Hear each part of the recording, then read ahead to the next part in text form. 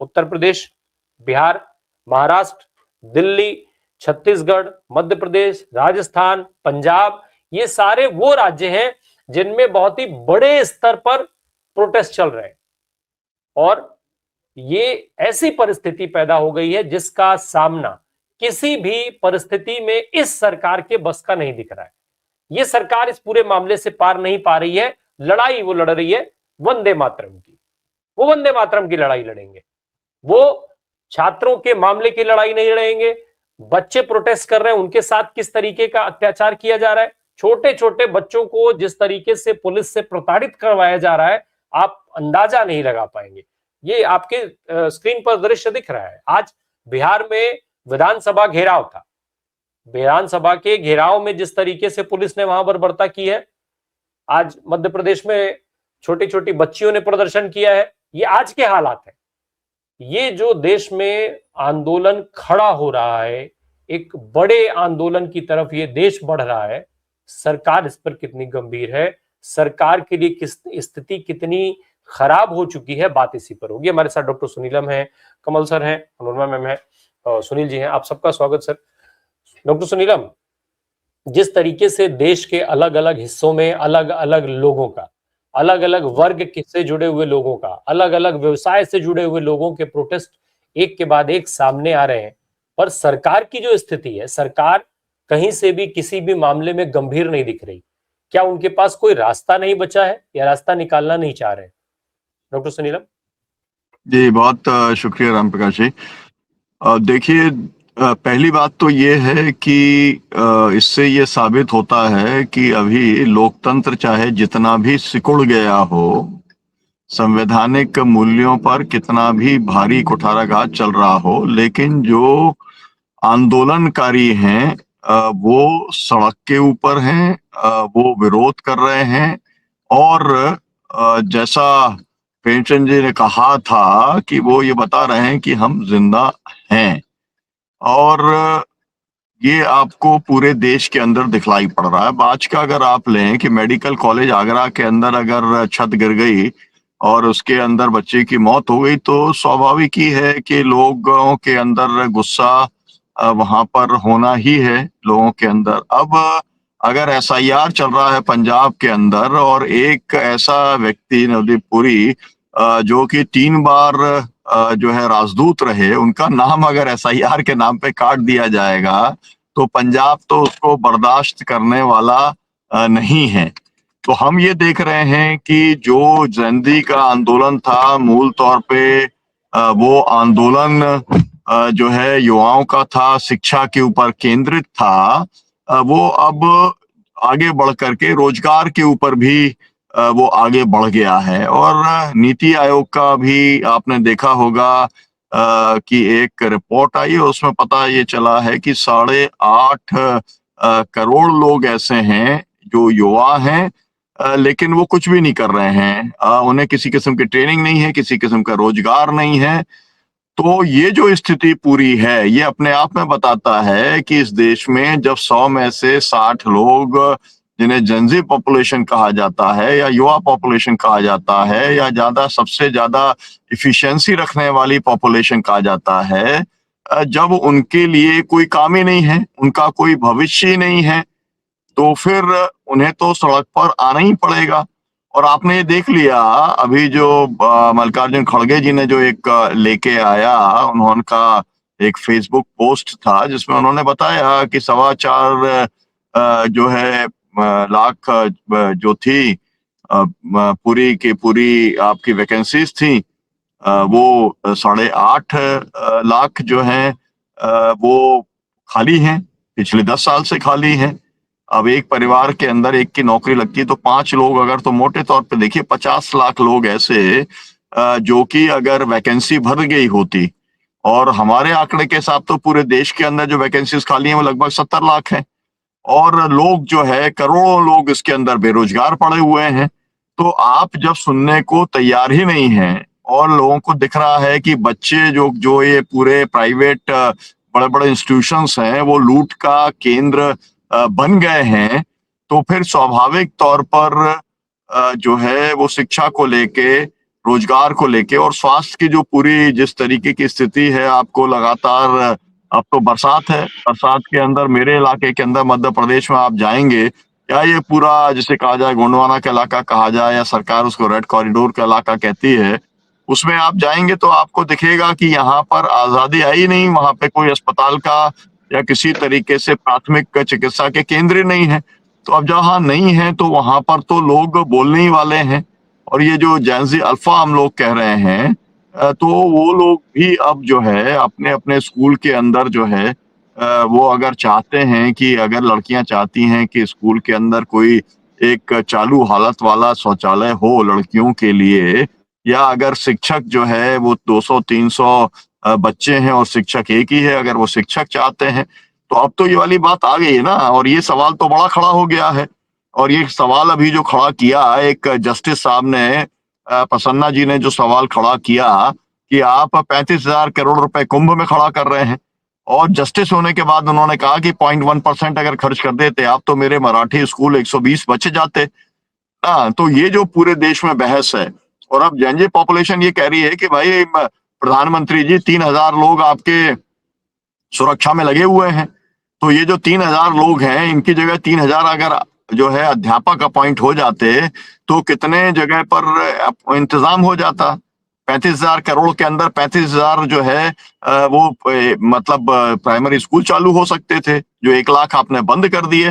तो मतलब ये है कि लोग सवाल पूछ रहे हैं और जवाब देने के लिए सरकार तैयार नहीं है, या सरकार के पास में जवाब नहीं है। तो सरकार को पहले क्या लग रहा था? सरकार को ऐसा लग रहा था कि पहले जो है आदिवासी कुछ बोलेगा तो उसे नक्सली बता देंगे, और अगर पंजाब के लोग कुछ बोलेंगे तो उनको खालिस्तानी हम बता देंगे, या अगर मुसलमान बोलेगा तो हम उसको आतंकवादी बता देंगे।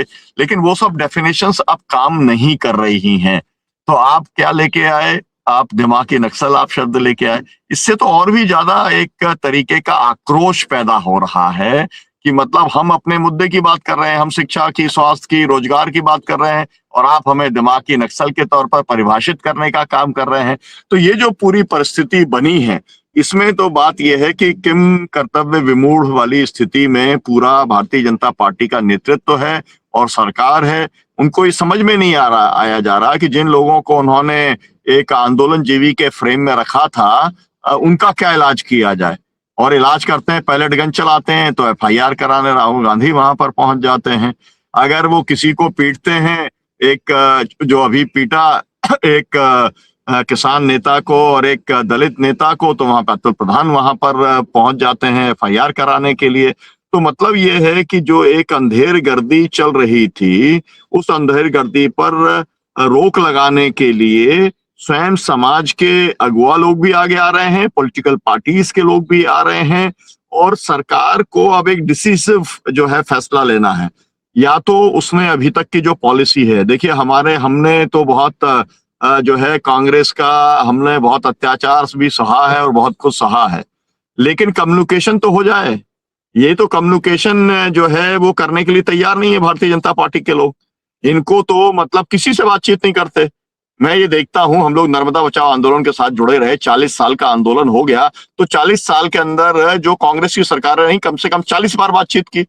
अभी वो भाजपा के कोई लोग जो है जब से सरकार चला रहे हैं मध्य प्रदेश की, कोई किसी लेवल पे कोई बातचीत करने को डॉक्टर सुनील, तैयार नहीं है। सवाल एक ये उठता है डॉक्टर सुनील, अब एक सवाल ये उठता है कि इन्हें आखिर ये आंदोलन किसी भी तरीके के प्रोटेस्ट को रिकॉग्नाइज क्यों नहीं कर पाते, संवाद की तरफ ये क्यों नहीं बढ़ पाते।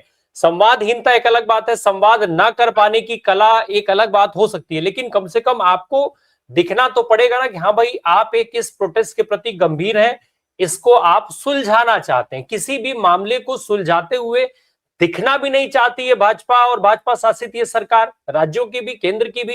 असल में असल में लोकतंत्र में भरोसा नहीं है। ये जो पूरा संघ के विचार से प्रेरित ये पूरी सरकार है, तो इनका केवल ये है कि हमने आदेश दे दिया, अब आप मानो। केन बेतवा के अंदर जो है आप ये देख रहे हैं, जो आपको फोटो आप यहाँ पे दिखा रहे हैं, जो है क्लिप्स, उसके अंदर क्या है, मतलब आप बिना मुआवजा दिए आपने लोगों को खदेड़ दिया।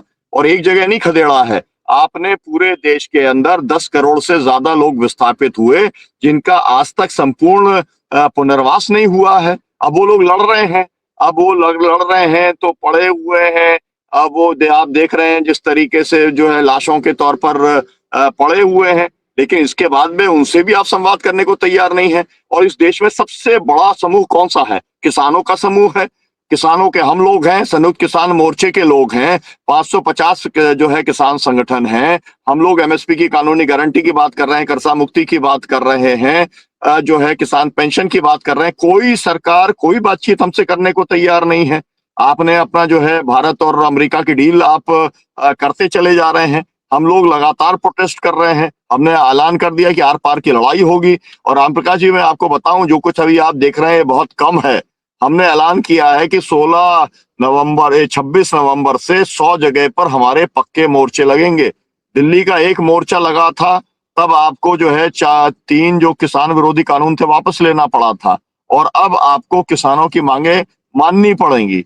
मैं इसी तरीके से 54 करोड़ जो है वो मजदूर हैं, न्यूनतम मजदूरी आप देने को राजी नहीं है। आपने 4 लेबर कोड उनके ऊपर थोपने का काम किया, वो उनसे बात करने को तैयार नहीं है। मतलब इंटरनेशनल लेवल के ऊपर जो स्टैंडर्ड्स तय हैं, या जो एक बना हुआ है लेबर कन्वेंशन बना हुआ है कि आपको बातचीत करनी है लेबर ऑर्गेनाइजेशंस के साथ में, आप इसका कोई हल निकालने को तैयार नहीं है। तो ये है कि ये जो संवादहीनता है कहाँ ले जाती है। हम मुल्ताई के भुक्तभोगी हैं। हमारे यहाँ पर गोली चालन हुआ, 24 किसान शहीद हुए, 150 को गोली लगी। और उसके बाद में हमारे यहाँ मंदसौर में गोली चालन हुआ, उसके अंदर 6 किसानों को गोली लगी। हर जगह पर एक कमीशन बैठता है, और पूरे देश के अंदर अब तक 1 लाख से ज्यादा लोग गोली चालनों में मारे गए पिछले 80 साल के अंदर। सब में कमीशन बैठा है, और सबकी एक ही रिपोर्ट आई है राम प्रकाश जी। और वो जो सवाल आपने उठाया कि अगर आंदोलनकारियों और सरकार के बीच में अगर कम्युनिकेशन हो गया होता तो गोली चालन की स्थिति से बचा जा सकता था। लेकिन इतिहास से कोई सबक सीखने को भारतीय जनता पार्टी तैयार नहीं है। वो ये भूल जाते हैं। आप क्या करोगे भाई? इंदिरा गांधी ने सबको जेल में डाल दिया था, क्या हुआ? सफाया हो गया था। आप डाल दो जेल में। और हम तो कहते ही हैं, बार बार इधर उधर के कहाँ मुकदमे लगाते हो? अकेला जो है उमर खालिद काय को जेल में रहे 6 साल से, डालो ना पूरे। मैंने, और ये वाली बात मैंने आज नहीं कही है, आपके शो में पहले भी कहा है, 550 किसान संगठन है, 550 किसान संगठन के अध्यक्ष और सचिव हैं, इनको आप जेल में डाल दो। हिम्मत है क्या? ट्रेड यूनियंस है, उनको जेल में डाल दो। हिम्मत है क्या? नहीं है हिम्मत।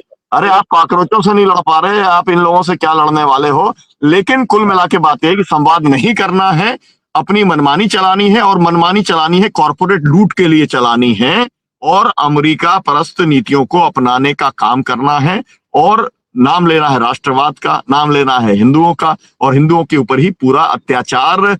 क्योंकि मेजॉरिटी तो जो है किसान भी हिंदू है, मेजॉरिटी मजदूर भी जो है वो हिंदू है, सब जगह पे हिंदू बैठे हैं। लेकिन आप जो है हिंदूवाद आप चलाओगे, कट्टरपंथ की बात आप करोगे, और आपने युवाओं को केवल कावड़ ढोने के लिए छोड़ दिया है। कोई रोजगार नहीं है, कावड़ ढो बेटा। अभी जाकर के मैं देख रहा हूं, मेरे यहाँ तो गांव गांव के अंदर टोलियां निकल गई। मैं 2 बार विधायक रहा मुल्तापी के अंदर, मैंने कभी नहीं देखा था।